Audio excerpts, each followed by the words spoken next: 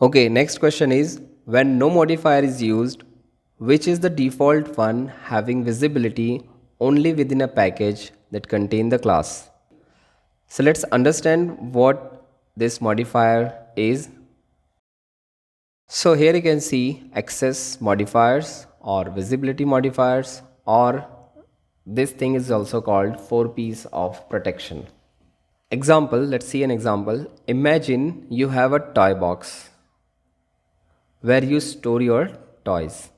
The toy box has different types of locks, and you can decide who can open the box and who can't. Making sense, right? Now, here, these are the 4 P's of protection. The first one is public, private, then protected, and then package. If the toy box is public, everyone can open it. Your friends, your family, even strangers walking by can open the box and play with your toys. Does it make sense? The public. Next one is private. If the toy box is private, only you can open it. No one else can play with your toys unless you let them.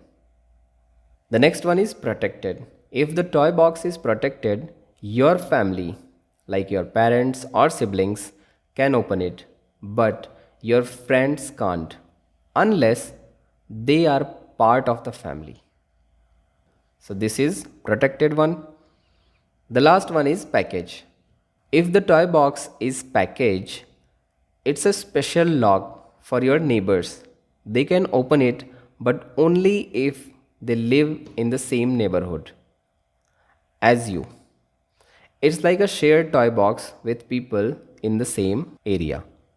So these are the 4 P's of protection: public, private, protected, and package.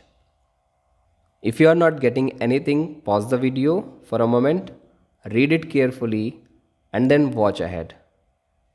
Now let's understand in programming context. So in programming, access modifiers control who can see or change parts of your code. Alright? So access modifiers simply control who can see or change the parts of your code. The first one is public. When a class, method, or variable is marked as public, it means that it can be accessed from anywhere in your program, even from other classes or packages. In simple terms, anything that is public is open to everyone, right? The next one is private. A private method, variable, or class can only be accessed within the same class where it is defined. This is used to hide the details that shouldn't be accessed or changed by others. This way, only the class itself can control its inner workings. So this is all about private. The next one is protected. When something is protected, it can be accessed by the class itself, any subclass means child class, and any other classes within the same package. Think of it like sharing with your family. They can get to it, but strangers, like people outside the family, can't unless they are extended family, means subclasses. The last one is package. If there is no modifier, like you have not specified public, private, or protected, then by default it is package. It means it has package access. This means it can be accessed by other classes within same package. It's like your toy box being only available to people who live in the same neighborhood as you. Package is like your toy box being only available to people who live in the same neighborhood as you. So these are the 4 P's of protection: access modifiers, visibility modifiers. You can call it anything. So public, open to everyone. Private, only the owner can access it. The third one is protected. available to subclasses and classes in the same package. Last one is package, available to classes in the same package, like neighbors in the same neighborhood can access it. Okay, so this was all about visibility modifiers, access modifiers, or 4 P's of protection. Okay, so here you can see we have an example, public class toy box. So this is the name of our class. Here you can see we have a variable toy. The name of the toy is action figure, and here you can see we have used private. So this variable is only accessible from here till here, or I could say inside this class only. So this toy variable is not accessible outside this class. Then we have a method play with toy. Then we have another method which is protected, and the name of the method is clean toy. Alright, so when you are using protected, it is available in this class and to the subclass. Then we have another method store toy, and we have not mentioned any access modifier like public, private, or protected. So here the by default one, which is package, is being applied. Okay, then we have another class in which we have our main method, or we can say our manager. Any Java program is being controlled by main method only. So here we have created an object toy box. We have initialized it using new and constructor. Then we are calling toybox.play with toy. So play with toy here. It is a public method, so anyone can call it, right? It will give you a result. Then we are calling toybox.store toy. Let's see, store toy.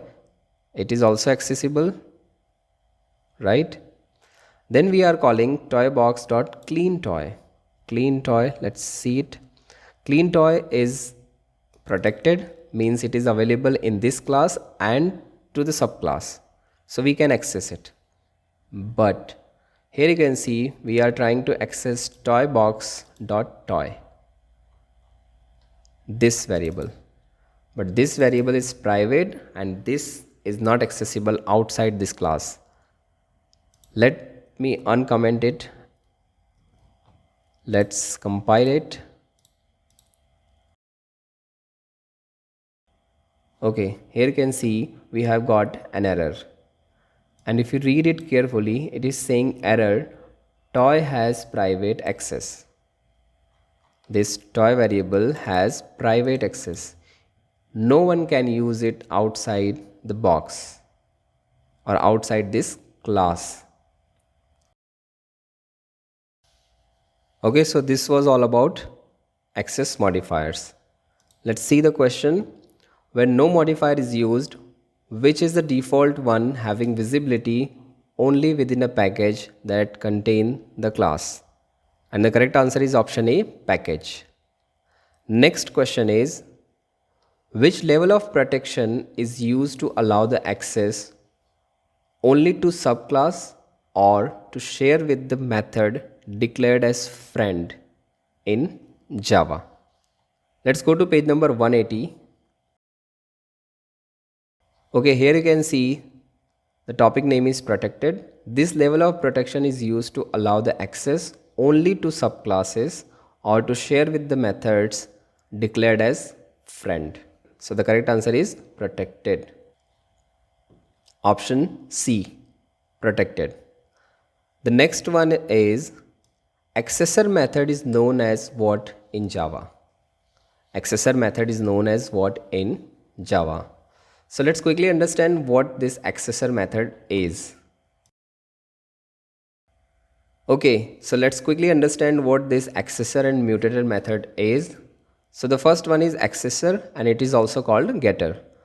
Accessor or getter methods allow you to access the value of a private variable. Which variable? Private variable. In the previous example, we saw that we cannot access the private variables. But what if there is a need to access private variables? So there is a way and that is accessor and mutator methods. I'll show you an example. Let's quickly read the theory part first. So accessor or getter method allow you to access the value of a private variable from outside the class.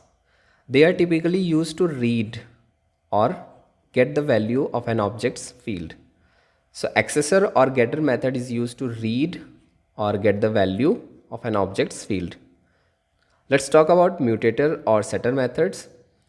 Mutator or setter methods allow you to modify or set the value of a private variable from outside the class. These methods are used to change the value of a field. So we have two different things, accessor and mutator. Accessor is used to access or read the variable, or I could say accessor is used to get or read the value of a private variable. And mutator or setter methods are used to change or modify the value of a private variable from outside the class. So this is the use of accessor and mutator methods. Now the question is, why use accessors and mutators? The first one is encapsulation. By using accessors and mutators, we are hiding the internal details of the class and allowing controlled access to it. Because we have private members in our class, so we can't allow anyone to come and read or change the value of our private variables. But sometimes you want to change the value of it. Like for an example, you have an Aadhaar card and there is no way that any other person or someone else can change the name on your Aadhaar card. But what if you want to change it? If there is no way to change private values, then you also won't be able to change the name on your Aadhaar card. So the private variable cannot be changed directly by other classes. They must use setter, or it is also called mutator method, to modify it. The next one is control. You can add logic inside the setter to control what values are allowed. For example, you could only allow certain toys or make sure that no empty toy names are set. So the first one is accessor or getter, a method that allows us to access the value of a private variable. And the second one is mutator or setter, a method that allows us to modify the value of a private variable. I hope it's clear what is accessor and what is mutator. If you want to read the value of a private variable, or if you want to change the value of a private variable, then we have to use accessor and mutator methods. Accessor is also called getter method and mutator is also called setter method. Okay, let me show you an example. Here you can see it's the same example. Here we have a toy and it is a private member, or it is a private variable. So no one from outside this class can access it or can change the value of it. But this time we have an accessor method and a mutator method. So accessor method or getter is used to read the value. So what this method is doing, it is simply returning toy. So as in the previous example, what we were trying to do, we were directly trying to access toybox.toy.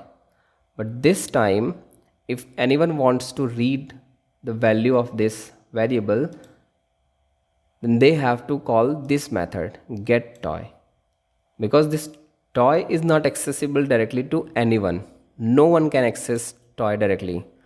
They have to come to this function. And this function will give them the value of toy. And then this mutator method. What if someone wants to change? What if You want to change the name on your Aadhaar card. You cannot do it directly. You have to go to a center. You have to go to an Aadhaar center to update your name on Aadhaar card. So this is like that. So if anyone want to change the value of this toy, they have to call this set toy method. Let me show it to you. Here we have called get toy, toybox.getToy. So here we are trying to get the name of the toy and we are storing it in current toy variable. And then here we are trying to set the value of the private member. Okay, we can't do it directly. Toybox.toy is equals to Lego set. That is not allowed, but through this method, through this mutator method, it is allowed. Okay, let's see what is the question. The question is accessor method is also known as what? It is also known as getter. Option D is the correct answer, getter. Okay, the last question is, which of the following is the keyword used to refer a superclass constructor in subclass constructor?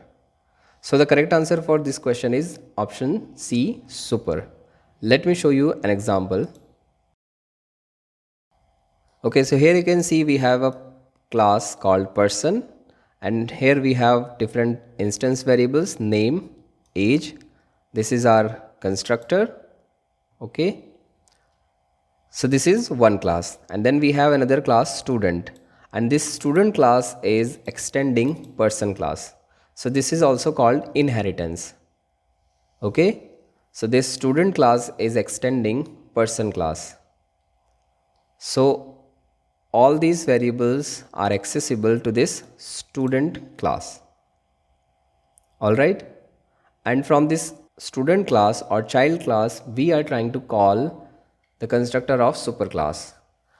And in order to call the constructor of superclass, we have to use super keyword, right? So the correct answer is option C, super.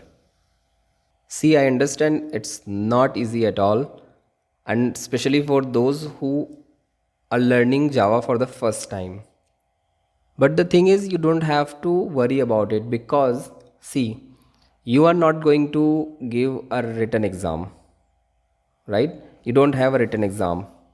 You have an MCQ based exam. So you have question in front of you and the correct answer as well in front of you. You just have to read the question very carefully, and if you have read the concept at least once, or if you have watched this video and you have made the notes, you would definitely be able to answer that question correctly, right? So there is no need to grasp each and everything. There is no need to keep everything in your mind. Just try to understand the concept, the keywords, the technical terms, that's it. In exam, on your question paper, the question is there and the answer is also there, and you will have more than enough time, right? So don't worry about it. Simply keep taking your notes, keep writing all the technical terms which are coming for the first time. Watch the entire video twice or thrice, and at the same time refer your textbook as well. That's it.